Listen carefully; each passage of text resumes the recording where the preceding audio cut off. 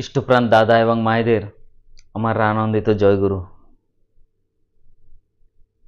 গুরু ব্রহ্মা গুরু বিষ্ণু গুরুদেব মহেশ্বর গুরুরেব परम ब्रह्म तस्मै श्री गुरुवे नमः। परम प्रेममय শ্রী শ্রী ঠাকুর অনুকূল চন্দ্র দিব্য জীবন লীলা, তার মধ্যে দিয়ে ছোট্ট একটা গল্প আপনাদের সামনে এই ভিডিওর মাধ্যমে পৌঁছানোর চেষ্টা করছি। আশা করি আপনাদের ভালো লাগবে। ঠাকুর তখন হামাগুড়ি দিতে শিখেছেন, তখনকার একটা গল্প। মাতা মনমোহিনী দেবী বালক অনুকূলকে নিয়ে মামা উমেশ লাহিড়ী ওনাদের ঘরে ঘুরতে যান। মামা উমেশ লাহিড়ী মদন গোপালের, প্রভু শ্রীকৃষ্ণের পরম ভক্ত ছিলেন। তিনি মামা ভগবান শ্রীকৃষ্ণকে না খেতে দিয়ে, ভোগ না দিয়ে কিছু গ্রহণ করতেন না। মামার নিত্য অভ্যাস।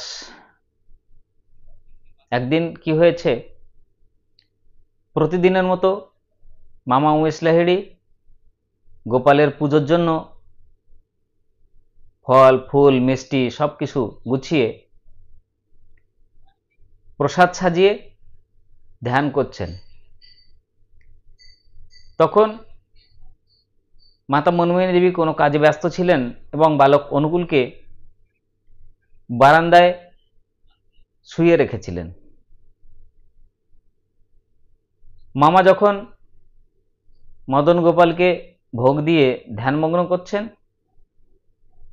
ধ্যান করছেন, তখন কিছু একটা বাসনের আওয়াজ পেয়ে মামার ধ্যান ভেঙে যায়। মামা চোখ মেলে দেখে যে বালক অনুকূল আসনের মদন গোপালের মূর্তি সরিয়ে দিয়ে যে ভোগ মদন গোপালকে দেওয়া হয়েছিল সেই ভোগ খাচ্ছে। মামা তো রেগে আগুন।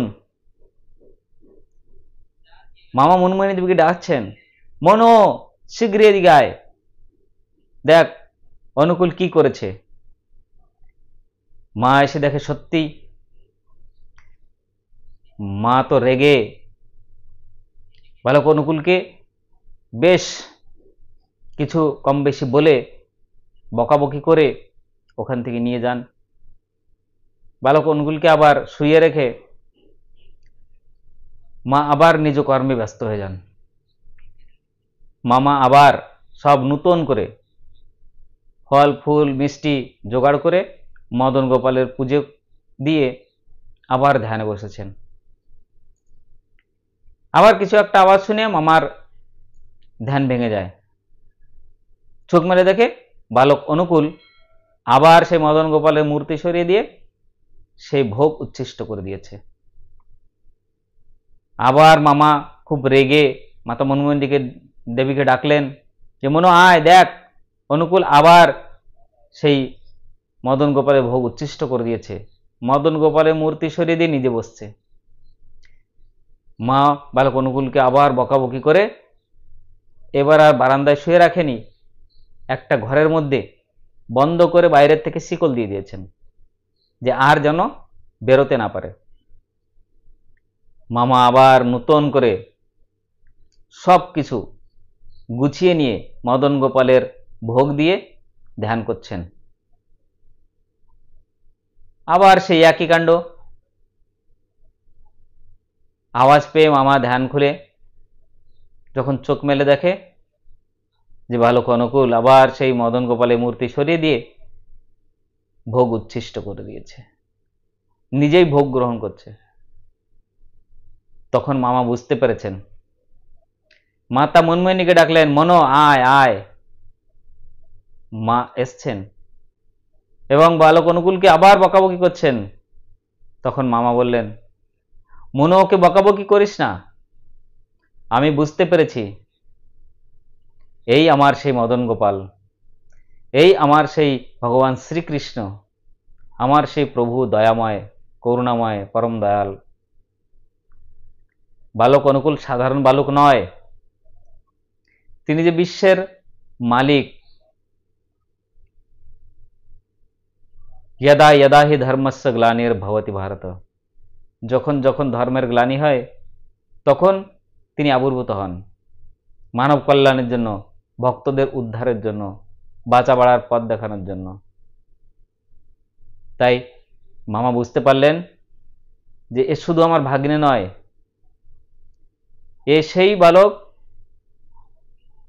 যাকে আমি নিত্য ভোগ চড়াই, নিত্য প্রার্থনা করি, যাকে আমি আকুল বেগে আকুল প্রাণে ডাকি, সেই আমার প্রভু শ্রীকৃষ্ণ। পরম দয়াল শ্রী ঠাকুর অনুকূলচন্দ্র এবার কলিযুগের শেষে ধরাধামে আসেন প্রত্যেককে বাঁচানোর জন্য। তিনি বাণীর মাধ্যমে অনেক বিষয় নিয়ে তিনি বলেছেন, এমন কোনো বিষয় নেই যে পরম প্রেমময় শ্রী ঠাকুর অনুকূলচন্দ্র বাণী দিয়ে যাননি, বলে যাননি, পথ দেখিয়ে যাননি। সব রকমের পথ তিনি দেখিয়ে গেছেন। শ্রী ঠাকুর একটা বাণীতে বলেছেন, বুদ্ধ ঈশা বিভেদ করি শ্রী চৈতন্য রসুল কৃষ্ণে, জীবোদ্ধারে আবির্ভূত হন একই ওরা তা জানিস নে। কে সেই ভগবান শ্রীকৃষ্ণ, কে সেই বুদ্ধ যিশু? যুগ যখন পরিবর্তন হয় তখন তিনি শুধু নাম বদলাইয়ে প্রত্যেকের মঙ্গলের জন্য এই ধরাধামে অবতীর্ণ হন। তাই তাকে বোঝার এবং তাকে মেনে চলার প্রয়োজন। আসুন আমরা প্রত্যেককে চেষ্টা করি যাজনের মাধ্যমে দিয়ে, শুধু আমি নয়, আমার পরিবার নয়, আমার পাড়া প্রতিবেশী এবং আমার বন্ধু বান্ধব যার সঙ্গে আমার ওঠা বসা আছে, কথাবার্তা আছে, তাদেরকে যাজন করে পরম প্রেমময় শ্রী ঠাকুর অনুকূলচন্দ্রের চরণে যেন নিয়ে আসতে পারি। তাদের যেন ভুল ভ্রান্তি ভাঙার জন্য আমরা শ্রী শ্রী ঠাকুরের চরণে তাদের নিয়ে আসতে পারি, বাঁচা বাড়ার পথ দেখাতে পারি। আসুন আমরা এই আজকে শপথ নিই, এই ব্রতী নিয়েই আমরা রাস্তা এগিয়ে চলার চেষ্টা করি এবং আমাদের মানব জীবন ধন্য করি। আশা করি আপনাদের ভালো লাগবে। যদি ভালো লাগে এই চ্যানেলটি সাবস্ক্রাইব করুন এবং অন্যদের শেয়ার করুন। তাহলে আজকে এখানেই। আপনারা ভালো থাকুন, সুস্থ থাকুন এবং ইষ্ট কাজেই নিজেকে ব্যস্ত রাখুন, তবেই মঙ্গল। জয় গুরু, বন্দে পুরুষোত্তমম।